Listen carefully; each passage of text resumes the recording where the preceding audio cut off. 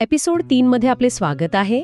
आज आपण संत सेवालाल महाराज यांच्या बालपणीच्या काही विलक्षण घटनांचा शोध घेणार आहोत.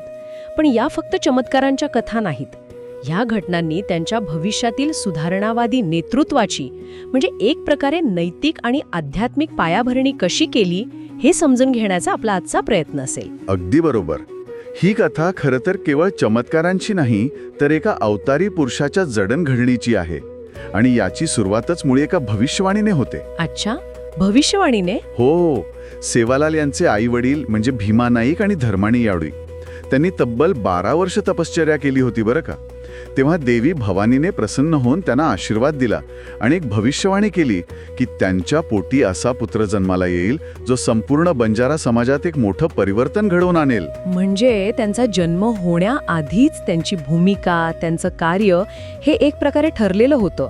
आणि हे वेगळेपण मग त्यांच्या जन्मापासूनच दिसायला लागलं असणार, बरोबर? हो, अगदी.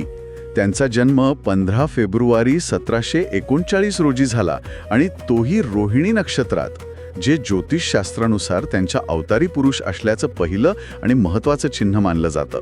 आणि त्यांच्या बालपणीच्या कथांमध्ये देवीसोबतच्या त्यांच्या नात्याचा उल्लेख सतत येतो. हो ना.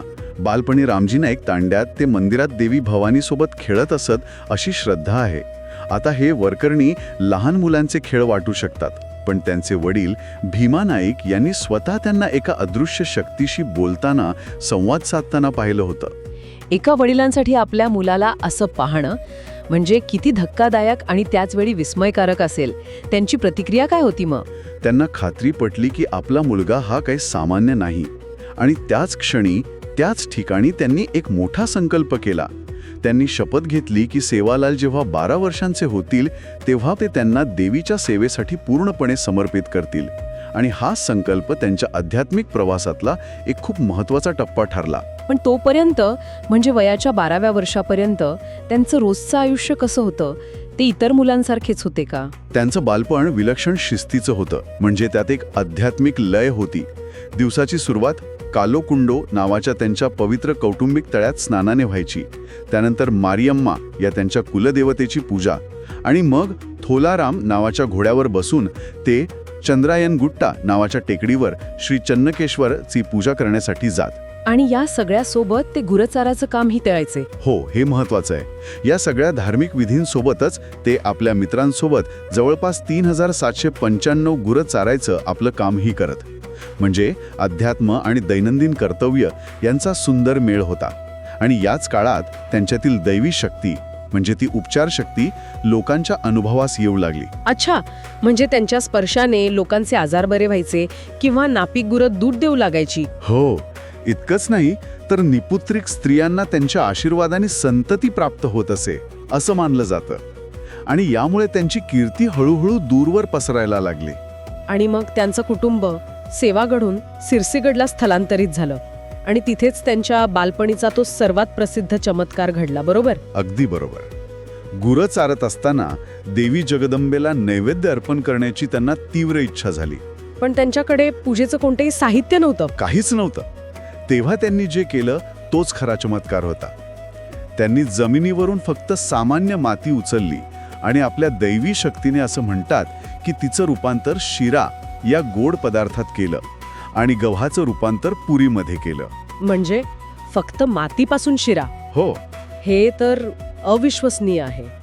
याकडे केवळ एक चमत्कार म्हणून बघायचं की याचा काही मोठा प्रतिकात्मक अर्थ होता? याचा खूप मोठा प्रतिकात्मक अर्थ आहे आणि तोच त्यांच्या शिकवणीचा गाभा आहे. यातून सेवालाल महाराजांनी हे दाखवून दिलं की खरी भक्ती ही महागड्या वस्तूंवर किंवा साहित्यावर अवलंबून नसते. ती शुद्ध भावनेवर अवलंबून असते. तुमच्याकडे काहीही नसलं तरी चालतं, फक्त अंतःकरणात श्रद्धा महत्वाची आहे. साध्या मातीतही देवत्व असू शकतं, हा संदेश त्यांनी दिला. वा, हा विचार किती महत्वाचा आहे. आणि असे दुसरेही चमत्कार त्यांच्या नावावर आहेत, जसे की दुष्काळात प्रार्थना करून पाऊस पाडणे. हो, पाण्यापासून तूप बनवणे किंवा बैलगाडीचं रूपांतर नगारी या वाद्यात करून ते वाजवणे. या घटनांमधून निसर्गावर आणि पंचमहाभूतांवर त्यांचं नियंत्रण होतं असं मानलं जातं. पण त्यांच्या आयुष्यातला खरा कसोटीचा क्षण, तो टर्निंग पॉइंट, तो पुढे येणार होता नाही का? हो, तो आला वयाच्या 12व्या वर्षी. जेव्हा त्यांच्या वडिलांनी त्यांना देवीला दिलेल्या वचनाची आठवण करून दिली. पण तेव्हा सेवालाल यांनी सुरुवातीला संकोच व्यक्त केला. संकोच, पण का? त्यांचं कारण खूप महत्वाचं होतं. ते म्हणाले, मी शाकाहारी आहे, पण जगदंबा देवी मांसाहारी नैवेद्य स्वीकारते. मी कोणत्याही जीवाची हत्या करू इच्छित नाही. म्हणजे बघा, इतक्या लहान वयात अहिंसेचा विचार त्यांच्या मनात किती पक्का होता आहे यातून स्पष्ट दिसतं. मग या पेचातून मार्ग कसा निघाला? त्यांना थेट देवीकडूनच मार्गदर्शन हवं होतं. म्हणून त्यांनी त्याच कालोकुंडो तळ्यात 62 दिवसांची एक कठोर तपश्चर्या सुरू केली. आणि त्या तपश्चर्येनंतर देवी त्यांच्या समोर प्रकट झाली. बरोबर. देवी भवानी त्यांच्या समोर प्रकट झाली आणि तिने त्यांना वेद, आयुर्वेद आणि समाजशास्त्राचे ज्ञान दिले असं मानलं जातं. देवीने त्यांना 3 वरदान मागायला सांगितले. आणि इथेही सेवालाल यांचं वेगळेपण दिसतं. त्यांनी स्वतःसाठी काहीही मागितलं नाही. त्यांनी समाजासाठी वरदान मागितले. हो. पहिलं, त्यांच्या शब्दांना सामर्थ्य मिळावं. दुसरं, बंजारा समाजाची सेवा करण्याची बुद्धी मिळावी. आणि तिसरं, लोकांना अंधश्रद्धेतून बाहेर काढण्याचे आध्यात्मिक अधिकार मिळावेत. देवीनं तथास्तु म्हटलं. पण वरदान मिळूनही आव्हानं काही संपली नाही. समाजात दुष्काळ आणि आजार पसरल्याने प्राणी बळी देण्याचा दबाव वाढला होता. हो, तो दबाव खूप वाढला होता. देवीला प्रसन्न करण्यासाठी बळी द्यायलाच हवा असं समाजाचं मत होतं. आणि सेवालाल यांनी याला तीव्र विरोध केला.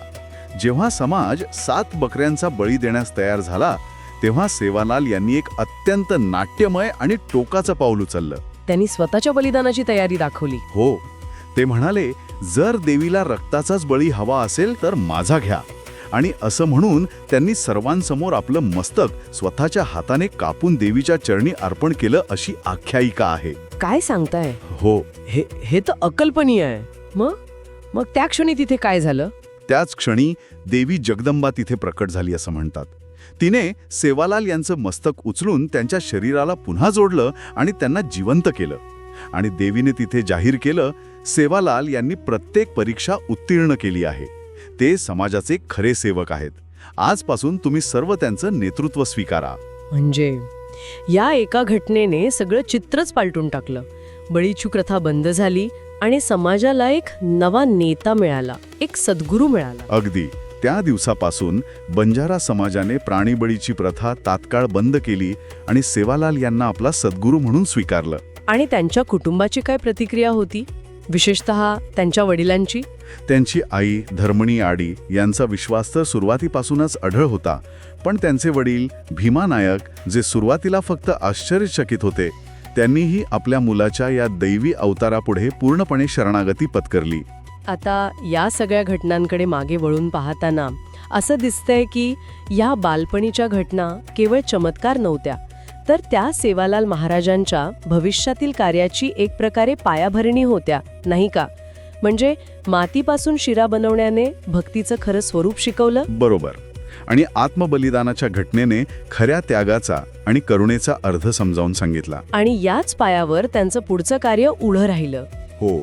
याच घटनांनी त्यांना ती आध्यात्मिक शक्ती आणि तो नैतिक अधिकार दिला, ज्यामुळे ते पुढे जाऊन बंजारा समाजाचे इतके महान सुधारक बनू शकले.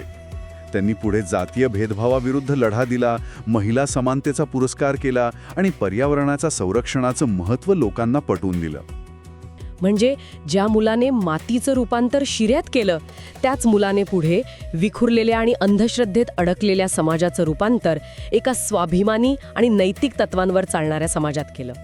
बालपणीच्या या दैवी संकेतापासून ते नैतिक स्पष्टतेचे शिल्पकार होण्यापर्यंतचा त्यांचा हा जो प्रवास आहे, तोच खरा चमत्कार आहे.